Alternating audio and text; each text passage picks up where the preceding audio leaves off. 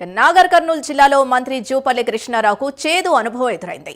పెంట్లవెల్లి మండలం గోప్లాపూర్లో ఎన్నికల ప్రచారంలో పాల్గొనేందుకు మంత్రి జూపల్లి వెళ్లారు. ఈ సందర్భంగా మంత్రికి వ్యతిరేకంగా గ్రామస్తులు గో బ్యాక్ అంటూ నిరసన వ్యక్తం చేశారు. అంతకుముందు పూటకో మాట రోజుకో పార్టీ మీ గ్రామ నాయకులది అని మంత్రి అన్నారు. ఈ మాటలకు గ్రామస్తులు కౌంటర్ ఇచ్చారు. పూటకో పార్టీ మారిన ఘన చరిత్ర నీది అని గ్రామస్తులు ఆగ్రహం వ్యక్తం చేశారు. గ్రామంలో మీ అభ్యర్థికి డిపాజిట్ కూడా రాదని, ఓటమి భయంతో అసత్య ప్రచారాలు చేయడానికి వచ్చామని మంత్రి జూపల్లిపై గ్రామస్తులు మండిపడ్డారు. Jupalli down down go back అంటూ నిరసన వ్యక్తం చేశారు. దీంతో మంత్రి జూపల్లి వెనుదిరిగి వెళ్లిపోయారు.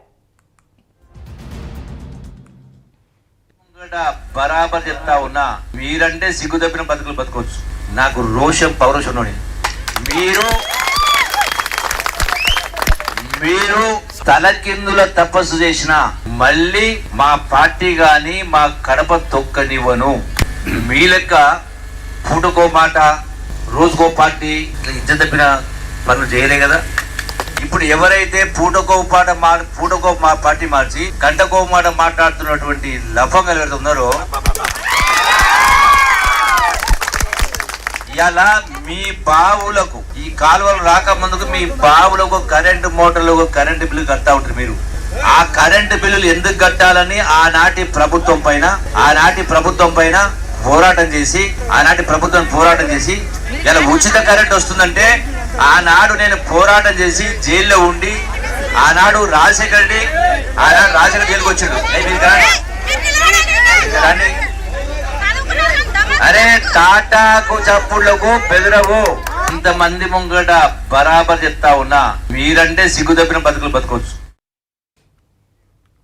గ్రామంలో జూపల్లిపై నిరసనకు సంబంధించి పూర్తి డీటెయిల్స్ మా కరెస్పాండెంట్ హరిశంకర్ అందిస్తారు. హరిశంకర్, అసలేం జరిగింది? ఎందుకు గ్రామస్తులు మంత్రి జూపల్లిపై నిరసన వ్యక్తం చేశారు?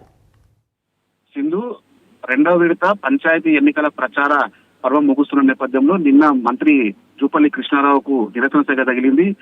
జూపల్లి గోబ్యాగ్ అంటూ కూడా నాగర్ కర్నూలు జిల్లా కొల్లాపూర్ కాన్స్టిట్యున్సీలో ఉన్నటువంటి పెంట్లవెల్లి మండలం గోప్లాపూర్ విలేజ్ లో అక్కడ ఉన్నటువంటి గ్రామస్తులు జూపల్లి గోబ్యాగ్ అంటూ కూడా నినాదాలు చేయడం జరిగింది.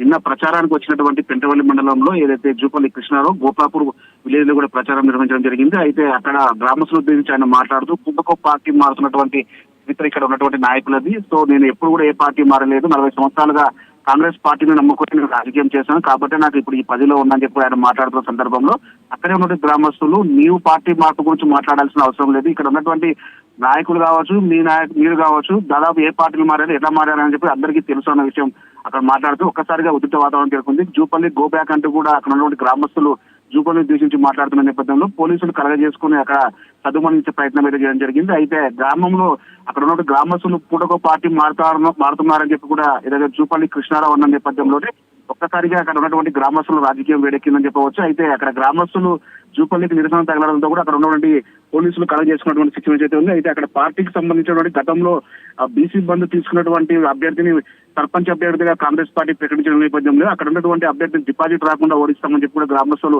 తీర్మానం చేసుకున్న నేపథ్యంలోనే పెద్ద ఎత్తున కూడా నిరసన వ్యక్తమవుతున్న పరిస్థితి ఉంది.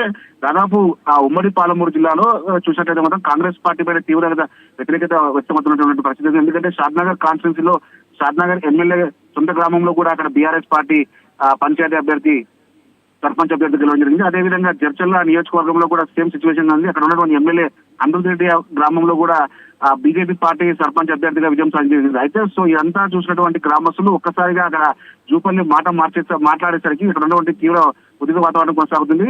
అయితే నిన్న సాయంత్రం పోలీసులు కలగ చేసుకుని అక్కడ ఉన్నటువంటి యుద్ధ వాతావరణాన్ని సర్దుమణించే ప్రయత్నం చేసిన నేపథ్యంలోనే జూపల్లి అక్కడ నుంచి రిటర్న్ వెళ్ళిపోయినటువంటి పరిస్థితి ఉంది. Sindhu. Right, thank you Harishankar.